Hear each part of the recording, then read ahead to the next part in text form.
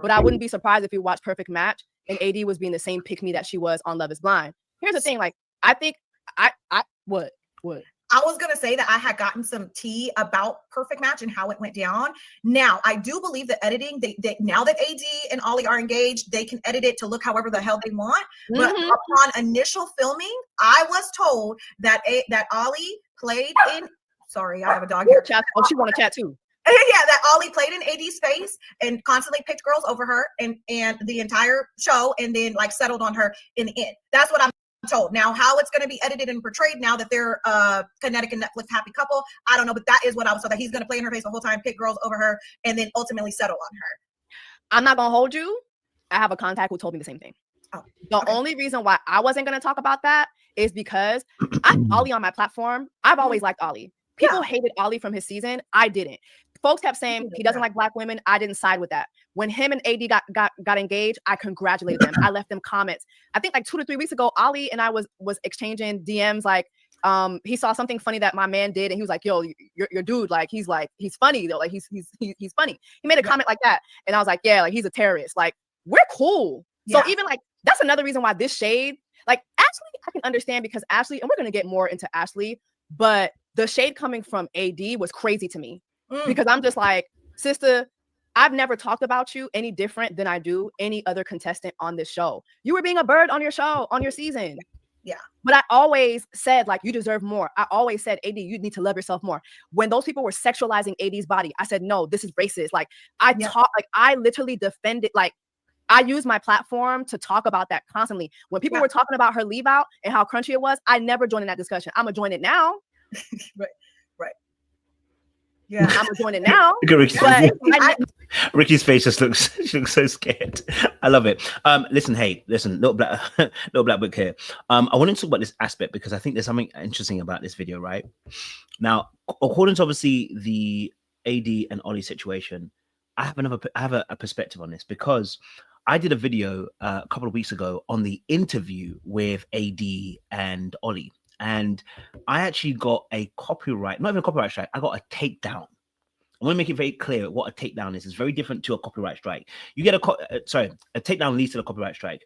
It's very different to someone saying they're gonna take some monetization of your video. Basically, if you take someone's content and you overuse it, they can then apply for the monetization of their video, which is what I don't really mind. I'd have been like, yeah, cool, take it, because at the end of the day, I use a lot of your content to break down the whole video. I got a takedown. When I saw the email, I was confused, right? And the reason why I'm even more confused is because I've done 2 videos from AD's platform, one on Virginia and one on AD and Ollie. Now, I used, in the Virginia interview, I left the video up and I reviewed it the exact same way I did with AD and Ollie. But I only got a takedown for the AD and the Ollie video. That's when my antennas went up. This is a few weeks ago. I got this email from YouTube a couple of weeks ago saying a takedown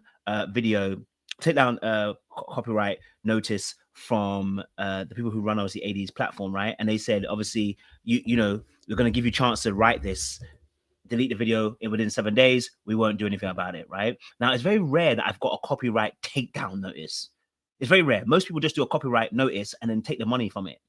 The fact that they wanted it to be taken down, and then they also said the content they found found, if I can show you my email, and you can see it as well, right? So let me just show you this. All right. It says here, hey, little black book, due to copyright removal request we've received, your video will be taken down from YouTube in 7 days. Secrets out, AD and Ollie engaged, but is this a happily ever after?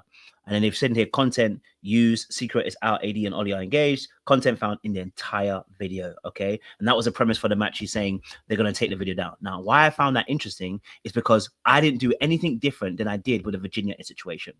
I didn't do anything different. I didn't add anything to the content, and I didn't show you guys on the screen. I apologize, but I didn't add anything to the content. I didn't do anything different to the Virginia video. That's when my thing was like, oh, something's not quite right. Something must have happened on Perfect Match because we hadn't seen it yet, right? And the interview, I actually didn't say, when I broke it down, I didn't say anything bad about them. I actually said, look, I just think they got attachment issues. I think AD is somebody who, in a previous situation, I don't know if she's fully learned from the Clay situation, because she's very giggly, and I'm like, is she paying attention to Ollie? And is Ollie also with an avoidant perspective? Is he also paying attention? Like, is he paying attention to how their dynamic plays? Because when you got one anxious person, one avoidant person, and we talk about avoidant anxious cycles, right?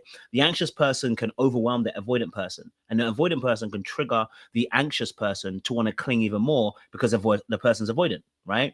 And I was explaining this, and I was talking about the fact that they talk about this, they spoke about that, they spoke about their relationship, how they came together, and I was actually really for it. I like the energy. I just said there's some things that you may want to work on. That was all. You know, I can be much harsher with my reviews. You know what I'm saying to you? So the fact that I got a copyright takedown notice was like, raw. Okay, am I missing something? You know what I mean? Like, am I missing something? So when I'm seeing a video of then Ashley, I'm sorry, with Jessie Woo and Rikki, it now made all the sense. I was like, oh, it now makes sense. Now I see why in this particular video, right, why they probably took me down. Because I was highlighting certain things about their relationship that wasn't necessarily all the way, you know, wasn't all the way kosher. It wasn't that bad, but it made sense. I just think it's even worse when Jessie Woo and Rikki kind of mentioned it. But let me just play this clip again and then break it down for you guys. Being the same pick me that she was on Love is Blind. Here's the thing, like, I think what? I was going to say that I had gotten some tea about Perfect Match and how it went down.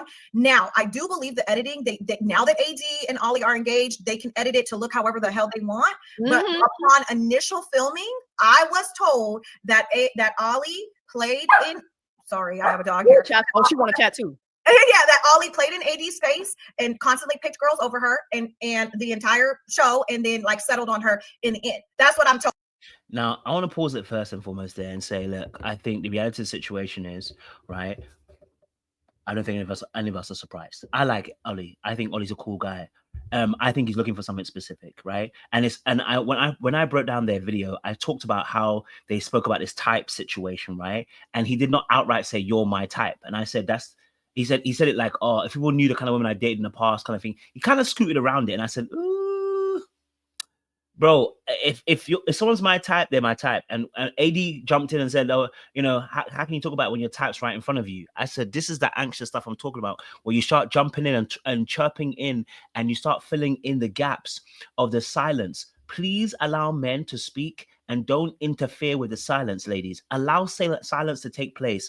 In the silence, there's more answers than there is when you're talking and filling in the space. And anxious people tend to fill in the space. They tend to overgive and over-identify with the emotions of the other people. Now, I'm not saying that AD isn't a baddie.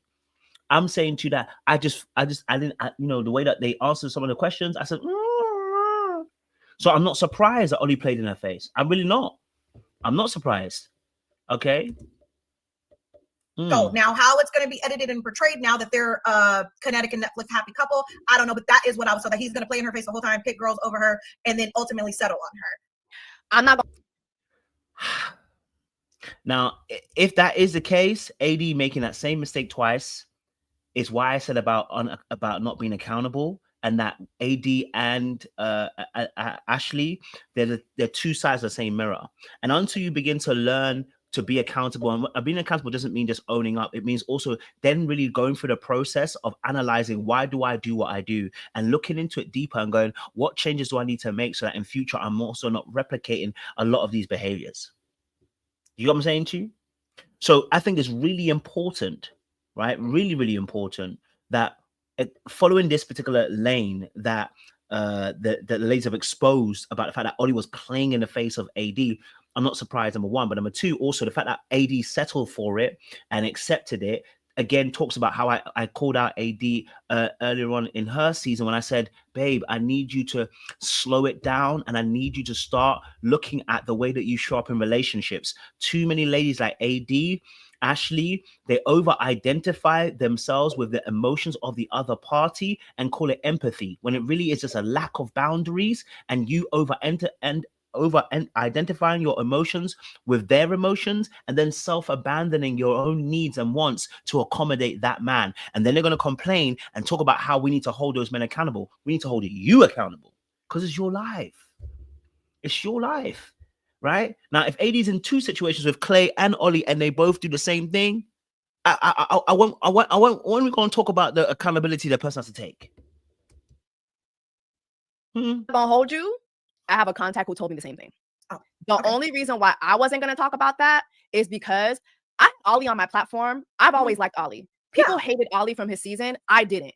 Folks kept saying he doesn't like black women. I didn't side with that. When him and AD got engaged, I congratulated them. I left them comments. I think like 2 to 3 weeks ago, Ollie and I was exchanging DMs. Like, he saw something funny that my man did, and he was like, "Yo, your dude, like he's funny though. Like he's funny." He made a comment like that, and I was like, "Yeah, like he's a terrorist. Like we're cool." So even like that's another reason why this shade, like Ashley, I can understand because Ashley, and we're gonna get more into Ashley, but the shade coming from AD was crazy to me because I'm. So I'm gonna leave it there. I don't think there's anything more that needs to be said. What I will say is that Jessie, Wu, and Rikki did an amazing job once more again on their live. I watched it last night.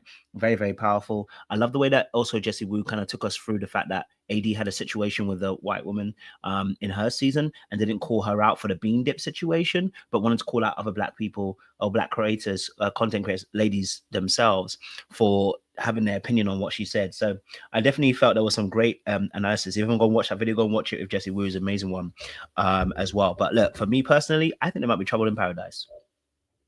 I think that AD may be going down the same lane that she went with previously. I think she might be. And the reason why she'll go down that lane is not because the men are bad men. It's because she has a type, and her type is based upon trauma. Now, I hope we're wrong. I hope that, you know what I mean? I hope we're wrong. But we're going to find out.